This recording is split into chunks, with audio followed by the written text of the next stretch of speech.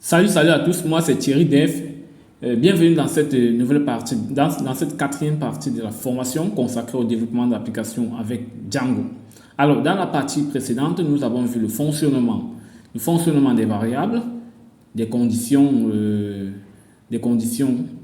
et également du dossier statique qui nous permettait d'ajouter des fichiers à notre page web. Quand je parle des fichiers, je fais référence aux dossiers médias tels que du, du CSS, des images, vidéos, JS également.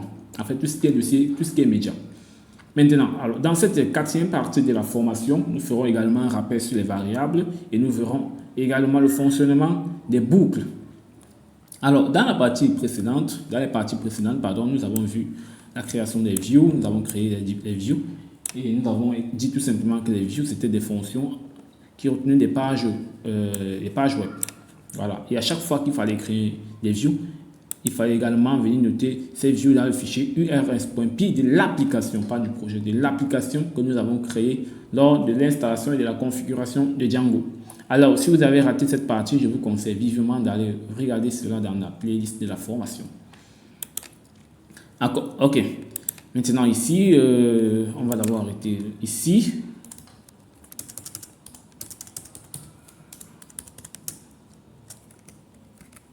Ici, nous avons le serveur qui était démarré, mais pour l'arrêter, ce CTRL-C tout simplement pour arrêter. Et l'environnement virtuel également est activé. On va désactiver l'environnement virtuel avec la commande déactiver. Voilà. Vous voyez, lorsqu'on désactive l'environnement virtuel, ici, on n'a plus le ENV. On n'a plus le ENV. Maintenant, qu'est-ce qu'on fait? On n'a plus le ENV. Qu'est-ce qu'on fait? Ici, on a notre environnement virtuel ENV, on a notre projet e-commerce. Ici, c'est le fichier requirement.txt. Ce fichier requirement.txt, c'est un fichier qui contient en fait les dépendances du projet. Bon, au courant de la formation, nous allons voir comment générer ce fichier.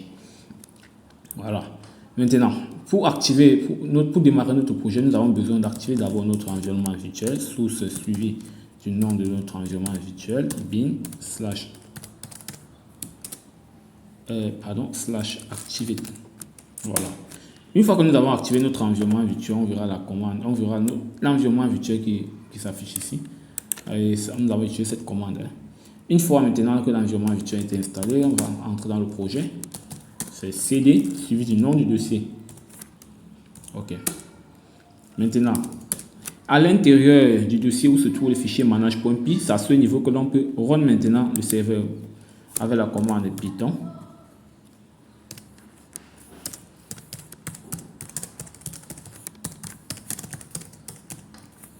Run server. Voilà. Et si vous êtes sur Windows, vous n'avez pas besoin de mettre Python 3, vous mettez tout simplement Python. Ici, nous avons un lien qui nous a été généré. C'est à travers ce lien que nous allons pouvoir consulter nos pages. Ok, une fois ici, nous allons tout simplement mettre le lien là. Voilà. Nous avons une page 404 ici et les différents liens qui existent. C'est pour dire que cette page, ce lien-ci, ce endpoint n'existe pas encore. Et nous avons ici les propositions de différents liens qui existent. Nous allons peut-être choisir index. Donc /index. Voilà. Sur index, c'est ce petit vidéoiement que nous avons vu dans les pages précédentes. Alors, dans la page précédente, nous avons vu tout ceci. Nous avons vu comment écrire des conditions dans index. Nous avons vu les conditions et tout. Ok. Maintenant, nous allons voir le fonctionnement des variables dans contact. Nous allons utiliser contact. Si on met ici également contact, voilà. Voici mon numéro, voici mon contact. Voilà.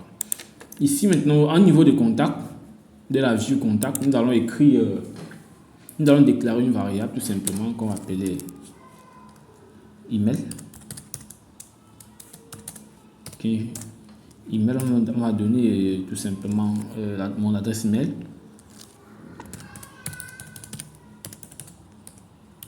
_def @gmail.com _def @gmail.com. Voilà. Voici notre adresse mail. Voici mon adresse mail personnelle pour ceux qui veulent m'écrire un mail. Voici mon adresse mail que j'ai mis ici. On voudrait maintenant que cette adresse mail puisse s'afficher également ici. Qu'est-ce qu'on fait? On va tout simplement passer cette variable là sous forme de dictionnaire. Et nous avons vu cela. Voilà. On vient juste là, virgule. Mais cela sous forme de dictionnaire, on a email qui va faire appel à la variable email. Voilà. Une fois que cela a été fait, on va tout simplement maintenant aller dans la page contact.html. Contact.html. À ce niveau, nous allons mettre un h2 également. Et comment afficher une variable à Django? Nous avons vu, pour afficher une variable à Django, on utilise les doubles accolades. Suivi du nom de la variable qui était email. OK. Si on revient et on actualise la page, vous voyez, on a email. C'est juste un rappel de ce qu'on a vu dans la partie précédente. Maintenant, supposons que on a les contacts ici. Supposons qu'on a une liste ici.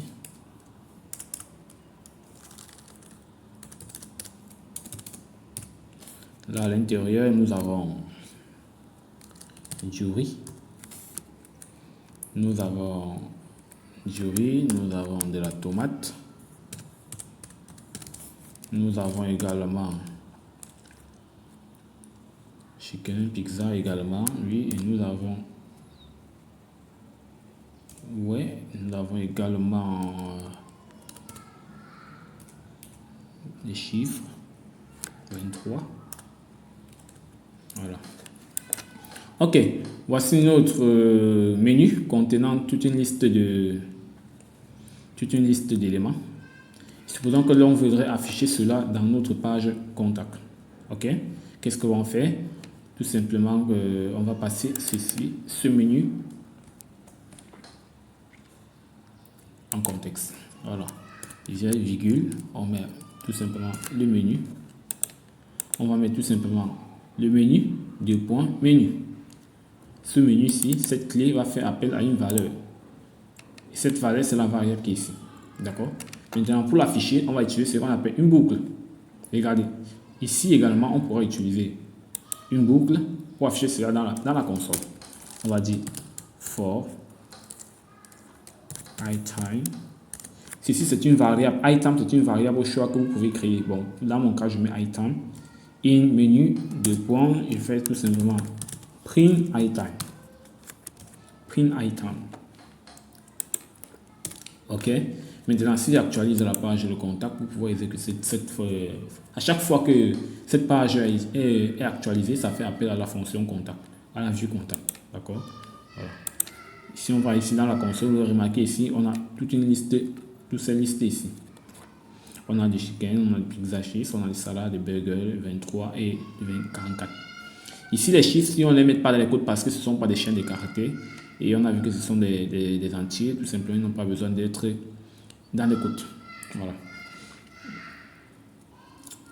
Maintenant, supposons qu'on voudrait plutôt afficher cela ici. Qu'est-ce qu'on fait?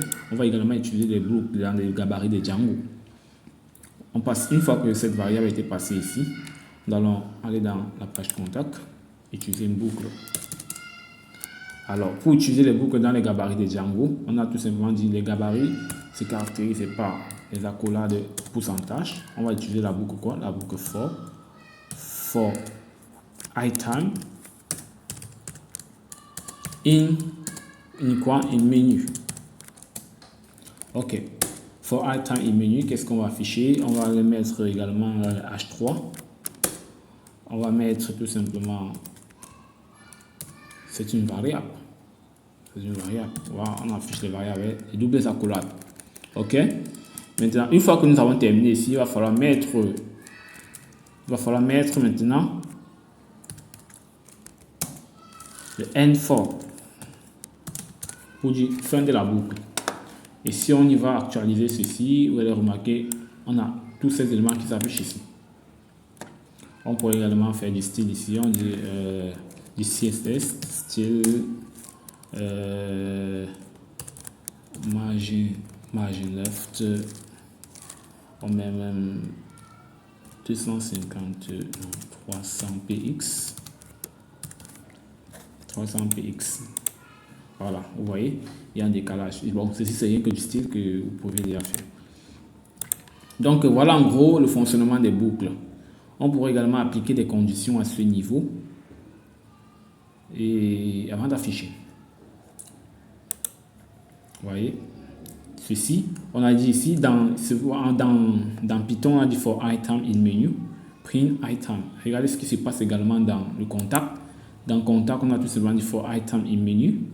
Affiche ceci. Mais juste qu'ici, on utilise directement les balises HTML. Vu qu'on écrit cette boucle-là directement dans la page HTML. Voilà, c'est ça en fait la puissance de Django. Ce qui nous permet également d'écrire des boucles, des gabarits en fait dans des pages HTML. Voilà.